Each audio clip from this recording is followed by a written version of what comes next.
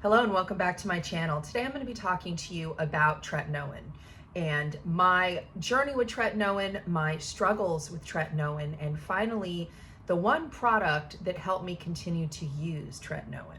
So if you are a tretinoin wearer or you're considering it and you have very sensitive dry skin like I do, you definitely want to stay tuned on this information. So let's get started with tretinoin.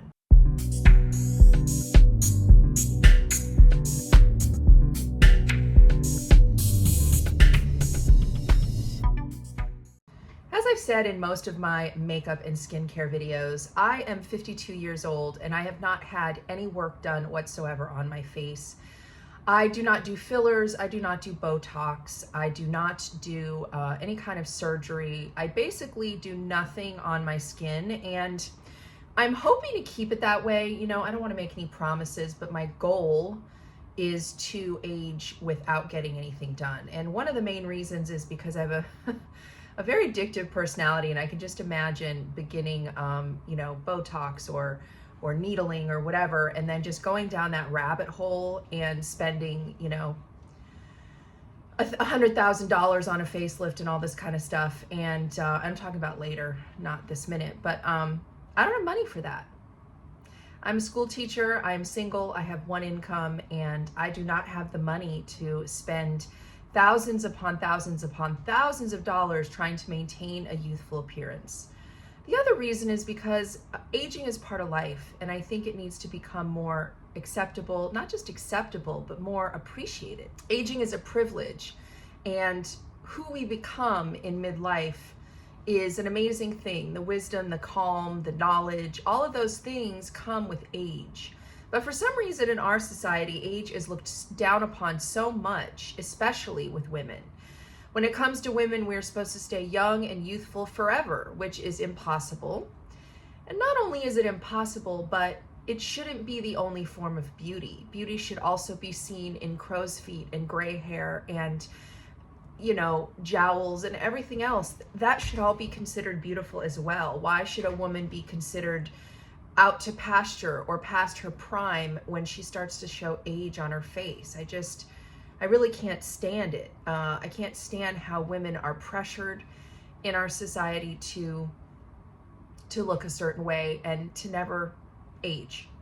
So with that being said, I do know that I've been very blessed with good skin. I will say that. A lot of people, especially when I have a wig on, have a hard time believing that I'm 52 because I still have a fairly youthful looking face, but I do have signs of aging.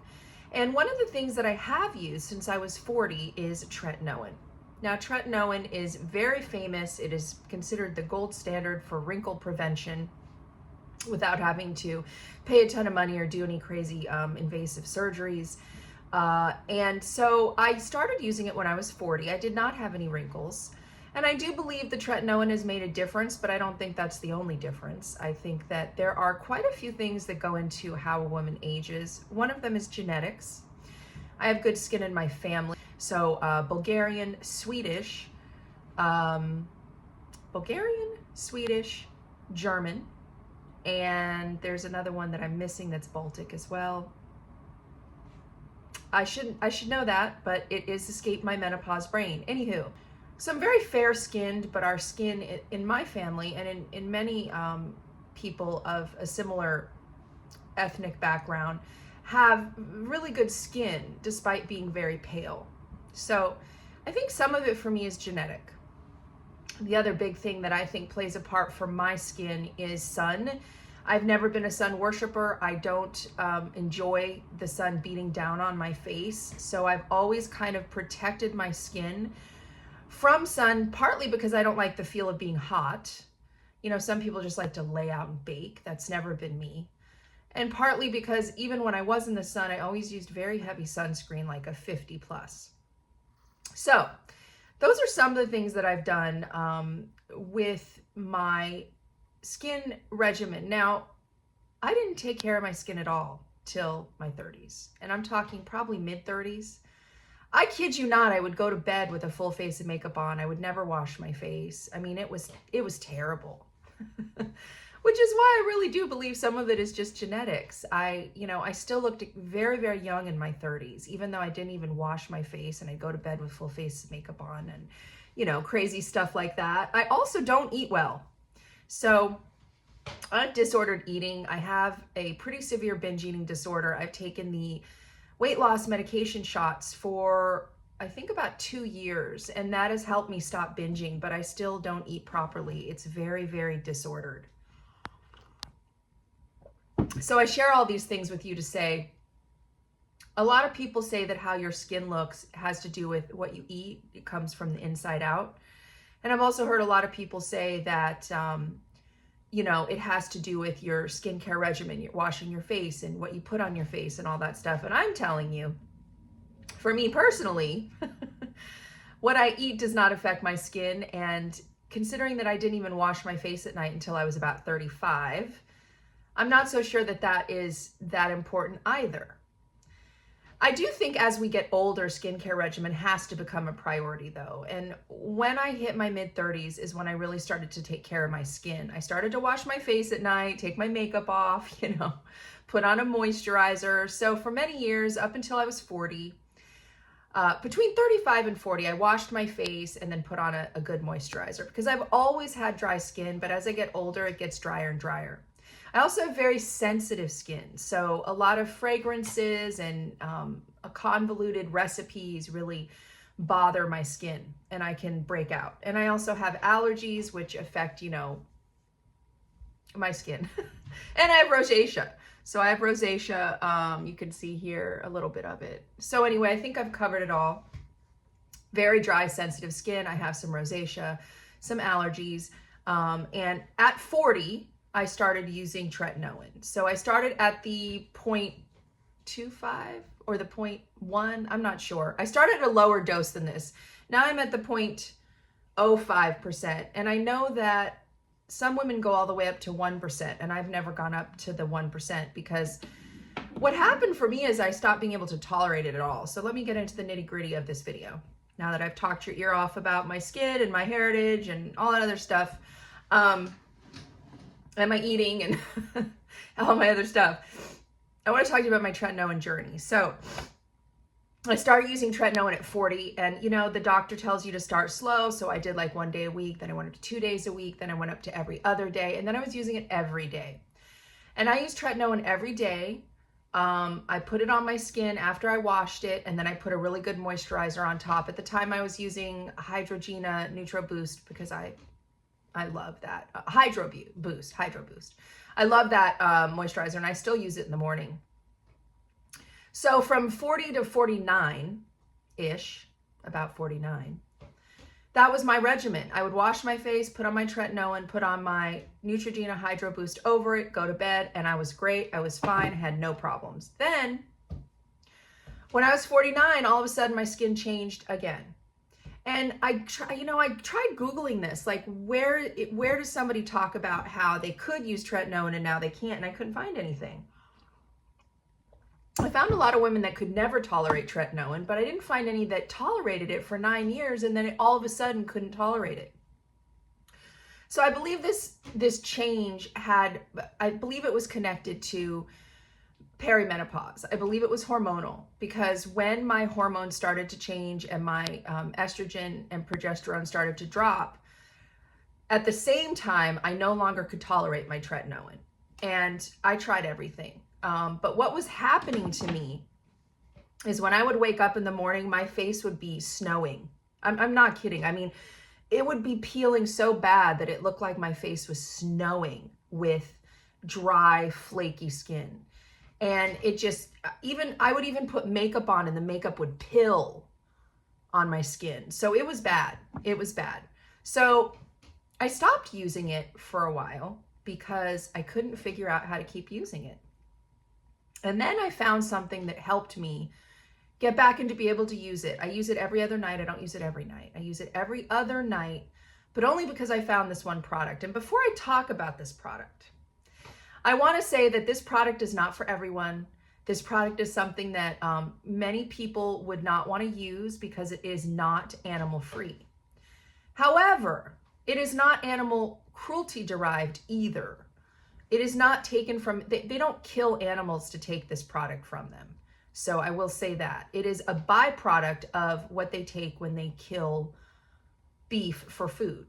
So when, you know, the cows are already being killed to eat, and, you know, hamburger, steaks, whatever. So this is just a byproduct, and I'm sure you know what's coming next. This is the tallow cream. So tallow cream, this is the one I'm using at the moment.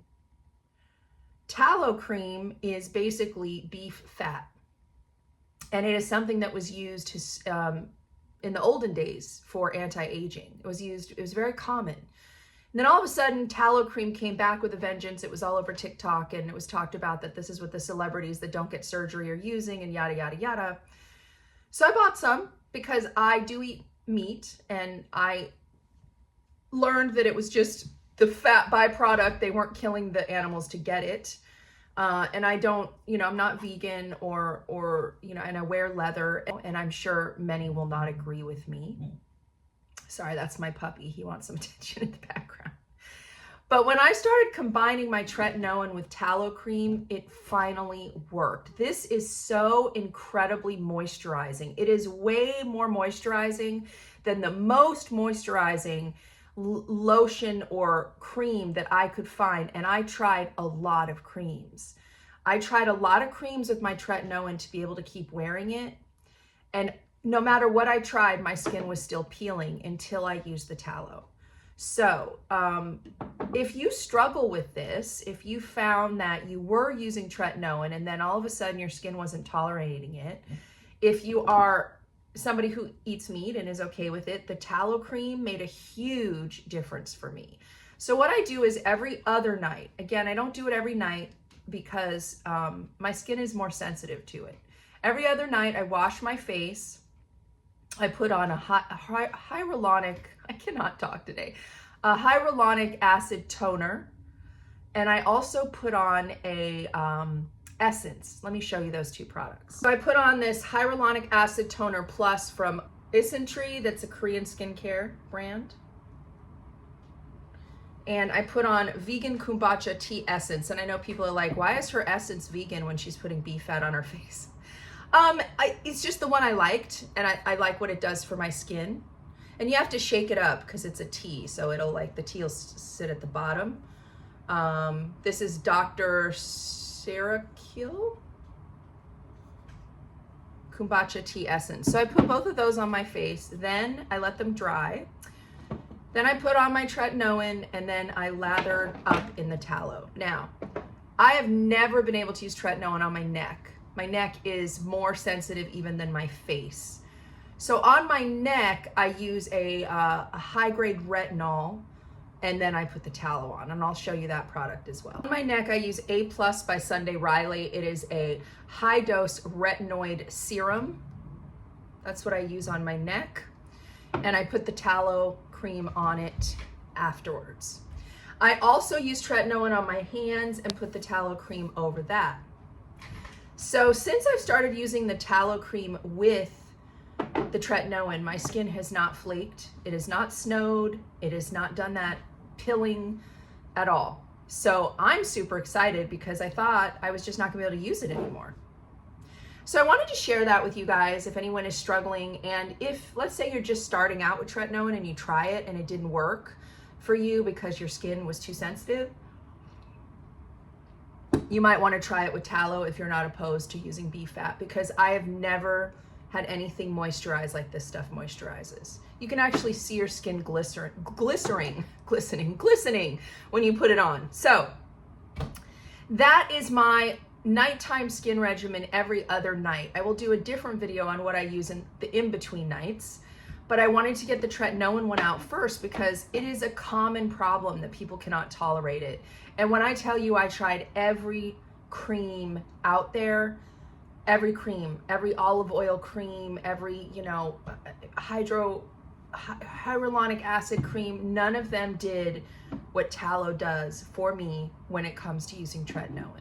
So I hope this information was helpful. As always, please subscribe to my channel, hit that bell, give me a thumbs up, and I will see you guys at the next one.